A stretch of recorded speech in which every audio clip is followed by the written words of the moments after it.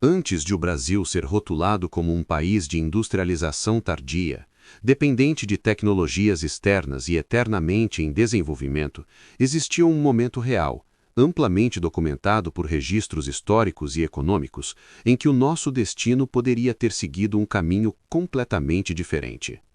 Não se trata de uma hipótese abstrata ou de nostalgia histórica, mas de um conjunto concreto de condições materiais, institucionais e estratégicas que colocaram o Brasil em uma posição de protagonismo econômico relevante no início do século XIX. Naquele período, o mundo atravessava uma fase de transição profunda, marcada pelo declínio de impérios tradicionais e pela lenta consolidação da industrialização fora da Inglaterra. Enquanto a Alemanha ainda permanecia fragmentada em dezenas de estados independentes e o Japão vivia sob o rígido isolamento do shogunato Tokugawa, o Brasil já reunia capital acumulado, território integrado e acesso privilegiado às principais rotas comerciais do Atlântico Sul. Com a chegada da família real portuguesa em 1808, o Brasil deixou de ser apenas uma colônia periférica e tornou-se, na prática, a sede administrativa do Império Lusitano. Pela primeira vez na história, decisões estratégicas envolvendo comércio, finanças e infraestrutura passaram a ser tomadas em solo brasileiro. Os portos foram abertos ao comércio internacional, o primeiro Banco do Brasil foi criado, estaleiros começaram a operar em escala inédita e manufaturas surgiram em setores considerados estratégicos. Esse movimento indicava o início de uma transição econômica que poderia reduzir a dependência externa e ampliar a autonomia produtiva do país.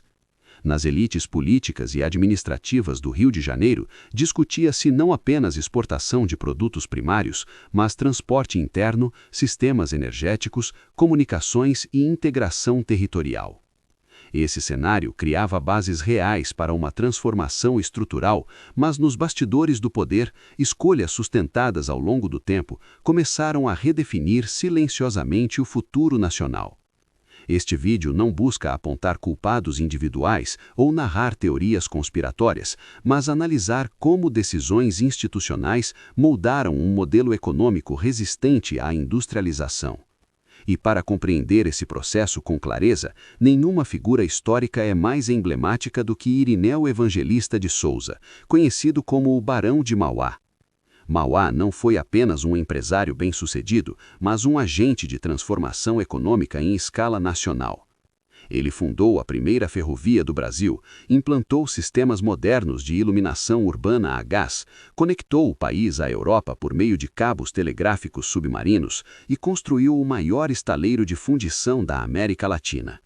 Esses empreendimentos exigiam engenharia avançada, planejamento financeiro de longo prazo e integração logística complexa, características normalmente associadas a economias industrializadas. Mauá demonstrou com resultados concretos que o Brasil possuía capital nacional, conhecimento técnico e capacidade administrativa para competir no cenário internacional. No entanto, o avanço industrial representado por Mauá expôs uma contradição profunda dentro da estrutura social brasileira do século XIX. A elite agrária e escravocrata, que concentrava terras, influência política e controle da força de trabalho, passou a enxergar a industrialização como um fator de instabilidade social. Uma economia baseada em fábricas exige trabalhadores qualificados, investimento em educação e maior mobilidade social. E uma sociedade com trabalhadores instruídos tende a questionar sistemas baseados em privilégio hereditário e exploração intensiva da mão de obra. O bloqueio ao avanço industrial não ocorreu por ausência de recursos naturais ou incapacidade técnica, mas por um arranjo institucional sustentado ao longo de décadas. Enquanto países como Estados Unidos e Alemanha, cada um dentro de suas próprias limitações históricas, protegiam suas indústrias nascentes com tarifas e políticas estratégicas, o Brasil mantinha acordos comerciais que favoreciam produtos industrializados estrangeiros. Na prática, tornou-se economicamente incoerente produzir internamente aquilo que podia ser importado da Inglaterra a preços artificialmente mais baixos.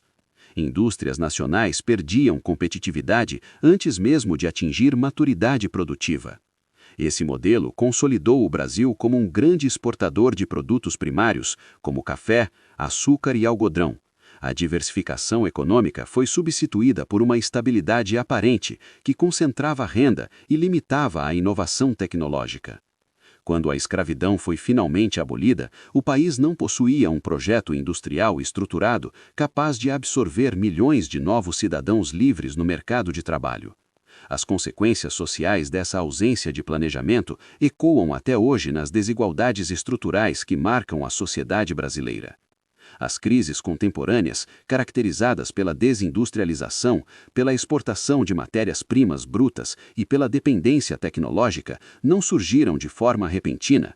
Elas são reflexos diretos de decisões tomadas há mais de 200 anos, quando o país optou por preservar estruturas de poder em vez de investir em transformação produtiva. Compreender esse processo altera profundamente a forma como interpretamos a história econômica do Brasil.